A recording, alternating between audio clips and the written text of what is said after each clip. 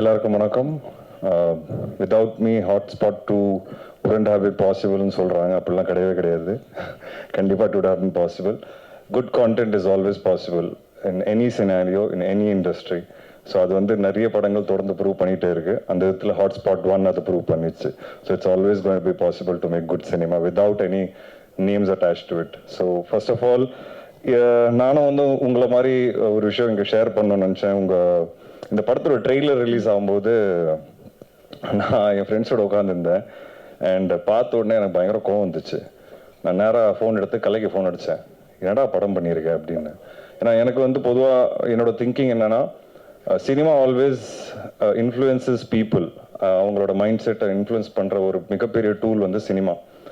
And இப்போ இருக்கிற generation and social media வேர்ல்டில் வந்து ஈஸியாக ரீச் ஆகுது எல்லார்கிட்ட. குழந்தைங்கள்லேருந்து பெரியவங்கக்கிட்ட வந்து ரீச் ஆகிறதுக்கு உண்டான நேரம் வந்து ரொம்ப கம்மியாக இருக்குது.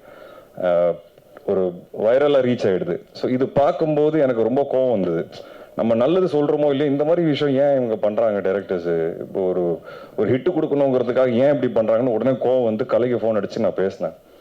அவன் மச்சான், ஆமாம் மச்சான், எனக்கே ஒரு மாதிரி தாண்டா இருக்குது, எனக்கு ஒன்றும் புரியல. டேய் நீதாடா படம் பண்ணியிருக்கேன், உன்னடா புரியல அப்படின்னு. ஆனால் அவன் கதை சொல்லும்போது அப்படி இல்லைடா, அப்படி நீ பேசினேன் டைரக்டர்கிட்ட பேசினேன், ஆனால் அந்த மாதிரி எதுவுமே இல்லை படத்தில் அப்படின்னு சொல்கிறாரு அப்படின்னு சொன்னான். அது எப்படிடா படத்தில் இல்லாத எப்படிடா நீங்கள் ட்ரெய்லரில் காட்டுவீங்க? இப்போ என்ன ட்ரெய்லர் இருக்கோ அதனால் படத்தில் வரும் அப்படின்னு சொன்னேன். இல்லை மச்சான் அவன் சொல்கிறான், சரி நம்புவோம் பார்ப்போம் அப்படின்னா. எனக்கு பிடிக்கல மச்சி, இப்படிலாம் பண்ணாதடா அப்படின்னு சொல்லி ஃபோனை வச்சேன். அதுக்கப்புறம் உங்கள் ப்ரெஸ் மீட்லாம் வீடியோஸ்லாம் பார்க்கும்போது பயங்கரமாக காரசாரமான கான்வர்சேஷன்லாம் நடந்தது. அதுவும் பார்த்தேன். உங்கள் கோவம் இல்லாமல் நியாயமாக இருக்குன்னு கூட நினச்சேன். அதுக்கப்புறம் திடீர்னு ரிவ்யூஸ் வரும்போது அதுக்கு முன்னாடி அவர் விக்னேஷ் வந்து பேசின விஷயம், இந்த மாதிரி படம் நல்லா இல்லைன்னா செருப்பால் கூட அடிங்க அப்படின்ட்டு, அதுவும் பார்த்தேன். ஏன்னா இந்த டேரக்டர் இப்படி ஒரு கான்ஃபிடென்ஸ் வச்சு பேசுகிறாரு அப்படின்ட்டு. அதுக்கப்புறம் உங்கள் விமர்சனங்கள் பார்த்த உடனே நானே கொஞ்சம் சர்ப்ரைஸ் ஆனேன். பரவாயில்ல, என்ன நம்ம எதுவும் நினச்சோம் ஆனால் வேறு எதுவாக இருக்குது அப்படின்ட்டு. So I was waiting to watch the film. நான் ஷூட்டில் இருந்தேன், என்னால் தேட்டரில் பார்க்க முடியல. ஓடிடியில் வந்த அன்னைக்கே நான் வந்து இந்த படம் போட்டு பார்த்தேன். அண்ட் எவ்ரி ஸ்டோரி என்ன சொல்ல போகிறான் அப்படின்னு பார்த்துட்டே இருக்கும்போது ஒவ்வொரு ஸ்டோரியிலையும் வந்து பார்த்தீங்கன்னா என்னை கொஞ்சம் யோசிக்க வச்சுது, சர்ப்ரைஸ் பண்ணிச்சு, சிந்திக்க வச்சுது. And I started appreciating the director for his guts. அதான் நான் பார்த்தீங்கன்னா இந்த ப்ளே பண்ண ப்ரோமோ வீடியோவில் கூட பார்த்தீங்கன்னா அதை நானாக சொன்னது. எனக்கு உங்கள் கட்ஸ் ரொம்ப பிடிச்சது ப்ரோ, அதுதான் சொல்லணும்னு ஆசைப்பட்றேன்.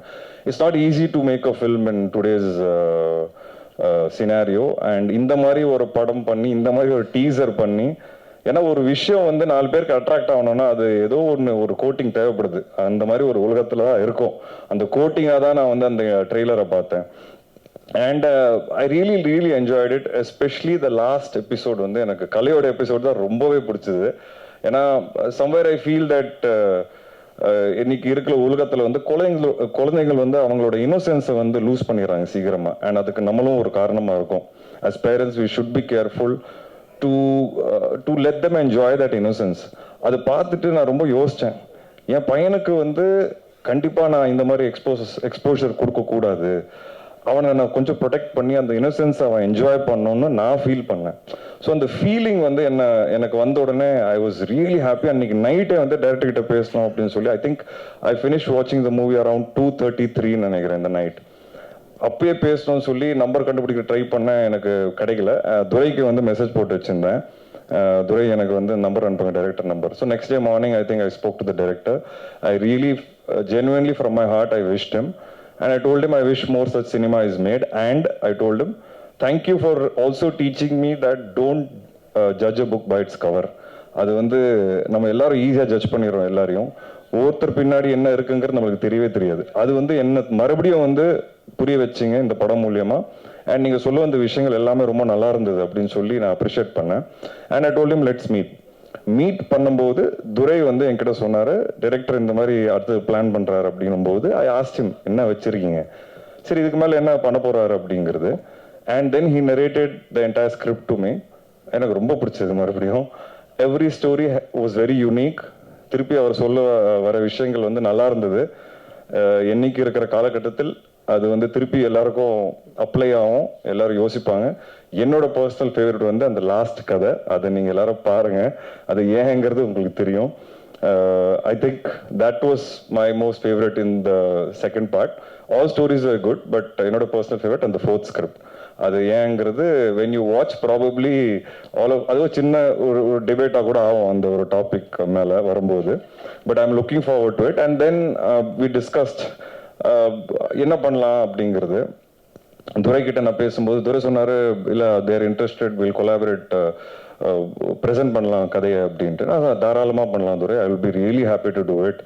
ஸோ விஷ்ணு விஷால் ஸ்டுடியோஸ் நான் இப்போ ஒரு சீரியஸாகவே ஒரு ப்ரொடியூசராக மாறிடலான்னு முடிவே பண்ணிட்டேன். அதோட ஃபர்ஸ்ட் முயற்சி தான் நீங்கள் பார்த்தீங்கன்னா ஹாட்ஸ்பாட் 2. ஏன்னா ஐ திங்க் கிரியேட்டிவ்லி என்னோட 15 years ஜேர்னிக்கு அப்புறம் ஐ திங்க் கிரியேட்டிவ்லி என்கிட்ட ஏதோ ஒரு நல்ல விஷயம் இருக்கு. I am able to judge, and I think that is the most important aspect of cinema.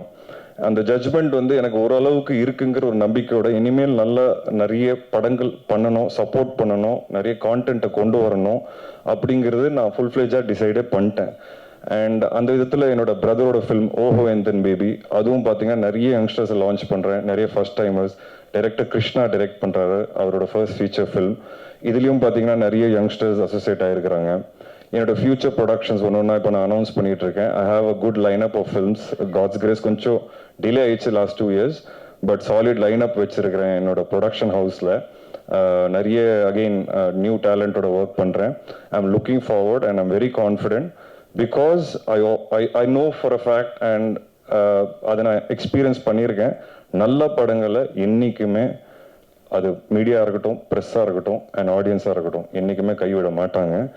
நான் இன்னைக்கு ஒரு ப்ரொடியூசராக இந்த ஸ்டேஜில் நிற்கிறேன். ஸ்ட்ராங்காக இனிமேல் ப்ரொடியூஸ் பண்ணலான்னு முடிவு பண்ணியிருக்கேன்னா அதுக்கு எங்கேயோ முக்கியமான காரணம் ப்ரெஸ் அண்ட் மீடியா. ஒரு ஆக்டராகவும் எனக்கு தொடர்ந்து சப்போர்ட் பண்ணியிருக்கீங்க, அண்ட் இப்போது ஒரு ப்ரொடியூசராக ஃபுல் ஃப்ளெஜ் ப்ரொடியூசராகவும் சப்போர்ட் பண்ணுங்க. I am looking forward to Hotspot 2 and presenting more such films. And Vignesh Karthik கிட்ட எனக்கு ரொம்ப பிடிச்சது அவரோட கட்ஸ் தான். ஒரு சின்ன நக்கல் இருக்கு அவர்கிட்ட. நான் அவரோட இந்த ப்ரோமோ நடிக்கும் போதே வந்து அவர்கிட்ட சொன்னேன், ப்ரோ கொஞ்சம் நக்கலான ஆள் தான் நீங்கள், ஆனால் I like it, I like your confidence, இப்படி தான் நீங்கள் இருக்கணும் அப்படின்னு. சார் ஏதாவது தப்பாக பேசிட்டேன்னாரு. அதெல்லாம் ஒன்றும் கிடையாது, இப்படி தான் இருக்கணும், ரொம்ப அமுங்கி ரொம்ப அடங்கி போனாலும் இந்த உலகம் நம்மளை மதிக்காது அப்படின்னு சொன்னேன். So I really like that attitude of his. And you'll see that in all his films in நினைக்கிறேன்.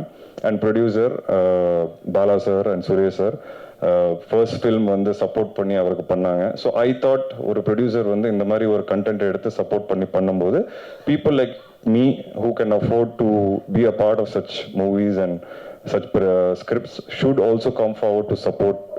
And so whatever support I can give from my side, from my production, I will always be there for such films. And I want to thank Durai here. So Durai D company வச்சிருக்கிறாரு. So துரையும் நானும் சேர்ந்து தான் இப்போ எல்லா படங்களும் பண்ணுறோம். ஏன்னா production is not an easy task. So I requested Durai to come on board since I want to expand my production. We are collaborating with a lot of studios and we are coming up with a lot of content in future, and my main right person is Durai in that aspect. So thank you Durai, and thank you everyone. எல்லாரும் இங்க வந்தீங்க, ரொம்ப thanks, and please continue the support and love that you give for good films. Thank you so much.